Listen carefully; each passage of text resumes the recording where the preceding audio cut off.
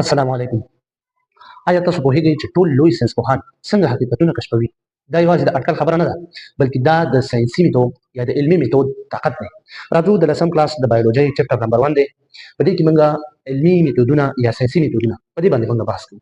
آیا کله مو فکر کړی دی چې ولې تاسو ته مختلف قسمه وهمونه، شکونه، ګمانونه او دغسې پوښتنې را پیدا کېږي د پیښو په اړه، دغسې د طبیعت په اړه، دا څنګه پیدا شوې، څنګه داسې کېږي، مختلف قسمه شکونه او پوښتنې تاسو پیدا کېږي. نو ګورئ د دې پوښتنو د حل لپاره څه شی کول پکار دی؟ صحیح ده. راځو په دې درس کې چې کوم دی موږ تاسو په ساینسي یا علمي میتودونو باندې بحث کوو. دغه ساینسي میتود یا دغه علمي میتود چې کوم دی دا یو قدم په قدم، یعنې مطلب که تاسو خیال کړئ د زینې هر یو پارټ کې چې کوي دغسې یو بل پسې نښتي دي، قدم په قدم څه شی دی؟ یو طریقه ده. دا ساینسپوهان کاروي او د دې په واسطه باندې د طبیعي پیښو او یا هغه پوښتنې چې کومې راولاړې شوي دي هغې ته څه شی ورکوي؟ جواب ورکوي. د څېړنې لپاره یو منظمه او منطقي لاره ده. موږ تاسو به نن ورځ په دغه موضوعاتو باندې بحث کوو. ډېر اسانه دي، ډېر ایزي دي. ستاسو کتاب کې ورته ډېر تشریحات او توضیحات ورکړي. راځو موږ تاسو سره په علمي میتودونو کې دغه یو شپږ سټیپونه دي، شپږ مرحلې دي، په دې هر یو باندې موږ بحث کوو. نمبر 1 چې کوم دی د پوښتنو جوړول، یا تا سره چې کوم کوېسچنز دي که نه، یا به تا ته خپله جوړوې یا تا ته پیدا کېږي یا تا نه دا نور څوک کوېسچنز چې کوي پوښتنې، یو څوک تا له راشي تا نه پوښتنه وکړي یا تا سره خپله دا پوښتنه پیدا شي ذهن کې دې وګرځېږي. لکه مثال تا ته یو څوک راشي، ته خو بایولوجي سټډي کوې، ته ما ته داسې ووایه چې د سیوري نه لاندې بوټی ښه وده کوي که د لمر نه لاندې کوم یو؟ نو ګوره ته راځې تا سره اول دا کوېسچن پیدا شو یا تا له چا درکړه چې ته لاړ شه وګوره چې د سیوري نه لاندې بوټی ښه وده کوي که د لمر نه لاندې، لمر رڼا پرې لګي. نو ته به څه شی کوې؟ اول خو تا سره دا پوښتنه پیدا شوه، ته بیا څه شی کوې؟ ابزرویشن کوې، کتنه کوي، مشاهده کوي، هغه ګوري ته. ته وایې که نه چې زه راځم او ګورم چې د سیوري نه لاندې ښه وده کوي که د لمر نه لاندې. دغه برخې ته څه وایي؟ دغه سټیپ ته ابزرویشن یا مطلب لیدنه، کتنه، ابزرویشن. صحیح ده. ته وایي چې دا به د سیوري نه لاندې ښه وده وکړي دا بوټی او که به د لمر نه لاندې ښه وده وکړي. بیا ته د دې لپاره یو هایپوتیزس جوړوي، یو فرضیه ورته جوړوي، فرضیه جوړونه. دې ته څه وایي؟ هایپوتیزس. څه شی؟ هایپوتیزس. ګورئ هایپوتیزس دې ته وایي. ولې دې ته وایي چې فرضیه جوړونه؟ موږ تاسو چې کله یو چاته مثال ورکوو، فرض کړه ته داسې وکړه یا فرض کوئ دا داسې دی که نه، نو فرض کوئ څه مطلب؟ دا خو حقیقي نه وي، دا یو ګومان وي. نو ته وایې که نه داسې فرضیه ته جوړې چې فرض کوئ دا بوټی چې کوم دی زما په نظر، زما په ګومان دا بوټی به د سیوري نه لاندې ښه وده کوي. دا ستا یو ګومان دی، یو فرضیه ده، دا تا جوړه کړله. بل راځو ته عملا راجګېږي د دې فرضیې تحلیل کې، انالایز کې، تحقیق پې کې، ایکسپریمنټ پې کې. څه شی کې؟ ایکسپریمنټ مطلب تجربه ورته کې. څه شی کې؟ ایکسپریمنټ. ایکسپریمنټ ورته کوي. صحیح ده. اوس څنګه کې ته فرض کا عملا ته دا بوټی راخلې، دا دی یو ګلدان. صحیح ده. دا څه شی دی؟ یو ګلدان شاته دی. صحیح ده. او دا دی بل یو ګلدان، دې کې مثال ګلان دي یا یو بوټی چې پکې دی که نه، دا څه شی شو؟ دی بوټی شو.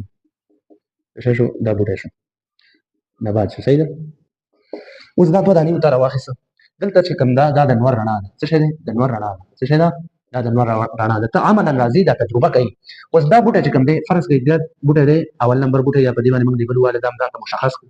دې باندې چې کوم دی دا رڼا څنګه شوله؟ راغله، ډایرکټ دا رڼا څه شوله؟ په دې اول نمبر بوټي باندې ولګېدله. او دا دویم نمبر بوټی چې کوم دی فرض کړئ دلته هم رڼا راغله، خو دا مثال دیوال نه لاندې دی یا مثال دې ته زمینه نه مساعده کېږي چې د لمر رڼا پرې ولګي. صحیح ده. نو دلته څه شی کېږي؟ تاسو تجربه وکړله. صحیح ده. دواړو ته چې کوم دی په مساوي اندازه تاسو څه ورکوئ؟ اوبه هم ورته ورکوئ، خاوره هم ورته کړې ده. خو زموږ ستاسو موضوع څه شی وه؟ د لمر رڼا، د دې تاثیر په دې دواړو نباتاتو. دا نبات ته لمر رڼا رسي، دې ته نه رسي. اوس د دې تاثیر ګورو. اوس دا تجربه تا روانه کړې ده. په اخر کې د دې فرضیې د تحلیل پایلې ریزلټ تاله درکوي، یو نتیجه تاله درکړي. نتیجه څنګه درکړي؟ اوس تا چې کوم دې بوټي ته یا دې ګلدان ته چې کوم تا لمر رڼا راپرېښې وه هغې وده وکړله. د لمر رڼا څنګه وه؟ هغه ورته تا راپرېښودله. نو دې څه شی وکړه؟ ګروت یې وکړه، وده یې وکړله. څه شی و؟ دې ګروت وکړه دې نبات، خو دې ونه کړه. صحیح ده. تجربه تا وکړله که په دې خو پوهېږئ که نو اسانه دی. نو تا څه شی وکړه؟ تجربه دې وکړله. ولې ویلې چې بس بوټی چې کوم دی د لمر نه لاندې د لمر رڼا ورته رسي، ښه وده کوي. دا د لمر رڼا چې کوم دا ډېره ضروري ده او تا ورته څه وکړه؟ دا یو کنکلوژن، یو نتیجه، یو ریزلټ دا تا ورکړه. خو دغسې کوم بوټی چې سیوري نه لاندې هغه کمزوری، ښه وده نه کوي، دغسې تا څه شی وکړه؟ نتیجه ورکړله. اوس دا دومره کار تا وکړه که نه، پوښتنه را پیدا شوه، مشاهده دې وکړله، دغسې فرضیه جوړونه دې وکړله، ګمان دې دا د فرضیه دې دا ګمان دې راواخیسته، په حقیقت تبدیلېدو دپاره دې پرې تجربې وکړلې، تحلیل یې کړله، بیا دې تحلیل پایلې راواخیستې. اوس د دې نه په اخر کې یو شی جوړوي، هغې ته ویلی شي ریپورټ. څه شی؟ ریپورټ یا مطلب راپور چمتو کول، اسانه پښتو کې. نو اوس ته راځي که نه دا پورته مراحل ټول تا وکړه که نه دا په ترتیب سره ته بیانوې دغسې موږ ته چې کوم دغه تحقیق یا دا ریسرچ چې کوم دا موږ ته د مثال د دې فابریکې د دغه نه چې کوم د شرکت نه یا مثال د استاد مال دا راکړو چې تاسو دا وګورئ چې دلته د لمر رڼا په بوټي باندې اغېزه څومره ده صحیح ده هغه بوټی چې کوم دی لمر رڼا ورته رسېږي څنګه وده کوي څنګه مارفولوجي شکل ظاهري څنګه یا هغه بوټی چې لمر رڼا ورته نه رسېږي هغه څنګه د هغې وضعیت څنګه نو ګورئ تاسو شو کوېسچن دا موضوع ته واخیستله چې د لمر نه لاندې به بوټی ښه وده کوي که د سیوري نه لاندې که نه که د لمر رڼا ورته نه رسېږي بیا ته ابزرویشن وکړه زه راځه ګورم چې دا د لمر نه لاندې ښه وده کوي که د سیوري نه لاندې بیا تاسو څه وکړئ یو فرضیه جوړه کړه ته د خپل ګمان نه وایي ته داسې وایي چې یاره دا نبات چې کوم دی دا ګلدان چې کوم نبات پکې دی دا د سیوري نه لاندې ښه وده کوي صحیح ده دا خو ستا یو ګمان دی حقیقت خو نه دی ته بیا راځې دا ګمان په حقیقت بدلې خو کېدای شي ستا د هایپوتیزس یا د فرضیه سمه یا ناسمه دا فرق نه کوي تا ویل چې د سیوري نه لاندې ښه کوي خو ته راغلې اکسپریمنټ دې وکړه تجربه دې وکړله بیا تعالی تجربه کې دا کنکلوژن دا پایله ورسېدله تحلیل په نتیجه کې چې څنګه چل دی دغه نبات چې لمر ورته رسېده ښه وده یې وکړله ضروري دی ورته او چې ونه کړله هغه له لکه سیوری ونه رسېده نو دغسې یو نتیجه تعالی لاسته راشي بل چې کوم دی ته اخر کې دا ریپورټ جوړوي دا ټول مراحل چې ما تاسو ته ویل دا ټول په ریپورټ کې منظم شکل باندې واچوئ صحیح ده دا دې واچوئ دغسې راپورټ ته اوږد نه جوړئ لنډ منظم دقیق دا ته جوړئ که په دې ریپورټ کې چې کومي په دې راپورټ کې د جدولونو او دغسې ګرافونو د دې نه استفاده وشي دا به ډېر ښه صحیح ده جدولونه او ګرافونه خو تاسو پېژنئ که نه صحیح ده په هغې باندې به تاسو که چېرته ریسرچ میتودولوژي تاسو ویله ده په هغې کې انشاءالله کوشش کوو هغه هم ریکارډ کړو مثال دغه جدول دی دا مونږ رسم کړو دلته مو لیکه که نه چې هغه نبات چې لمر رڼا ورته رسېدله هغه نبات چې لمر رڼا ورته نه رسېدله پایله څه شوله ښه وده کوي لمر رڼا ورته رسېدله ښه وده نه کوي نو دغسې یو جدول تا جوړ کړه یا یو ګراف تا جوړ کړه صحیح ده دا څه شی دی یو ګراف دی اوس په دې کې چې کوم دی دا شین خط څه شی دی دا هغه دی چې مثال د لمر رڼا ورته نه رسېږي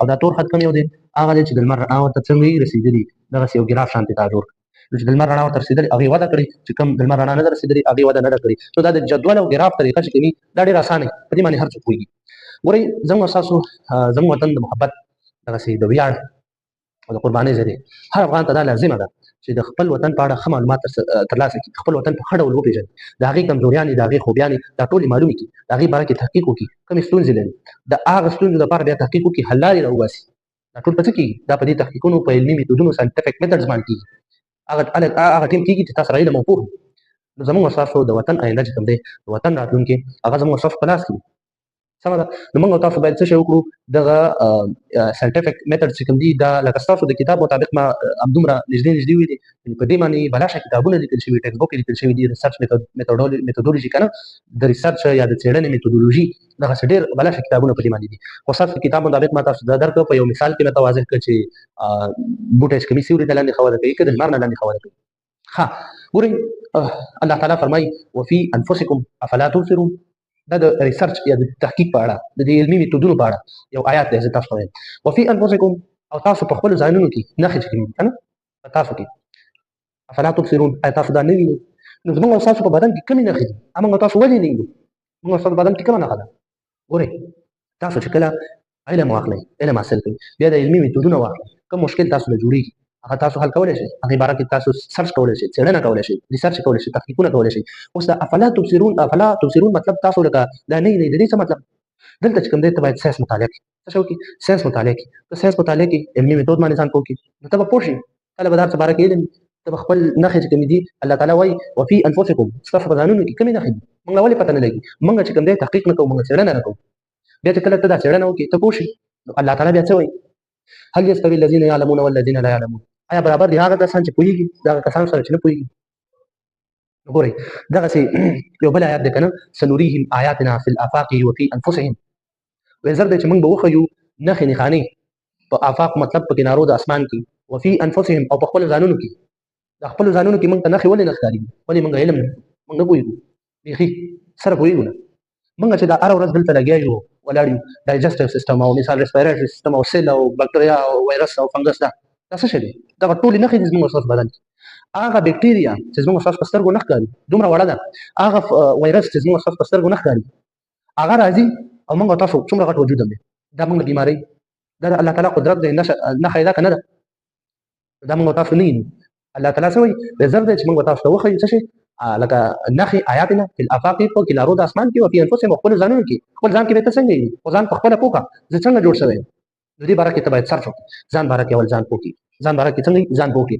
دغسې ساینس او دغه بایولوژي دا خصوصي طور باندې ته مطالعه کړي بیا به تا له حاله پته ولګي چې یو وړوکی سیل یو وړوکې حجره هغې نه موږ او تاسو جوړ شوي یو دومره غټ وجود خدای راکړی نو هغومره سیل چې په سترګو نه ښکاري هغې نه موږ او تاسو جوړې دا د الله تعالی د قدرت نښه نه ده دا څه شی دی نو ګورئ موږ او تاسو باید څه شی وکړو د علم طرف ته روان شو نور باید دا جهالت پرېږدو ساینټفک میتډز دغه طریقې زده کړو موږ او تاسو کومه پوښتنه را سره راولاړېږي اول خو جګي استاد نه پوښتنه کوو ملګري نه پوښتنه کوو نیټ کې سرچ کوو کتابتون له ځو کتابونه پسې ګورو د علم طرف ته باید روان شو ښه نو دا چې کومو زموږ ستاسو د لسم کلاس د بایولوژي چپټر نمبر 1 علمي میتودونه په لنډ ډول ما تاسو ته تشریح کړه ستاسو کتاب کې نور وضاحت هم کړی دی تاسو یې ښه کتلی شئ ډیټیل په کتاب پروت دی اسانه دی نو ما تاسو ته دا په مثال کې واضح کړم No, we'll see you soon, inshallah, in next lecture. Don't forget to subscribe, like, and share Utman Science Academy for better content. Your support means a lot to us.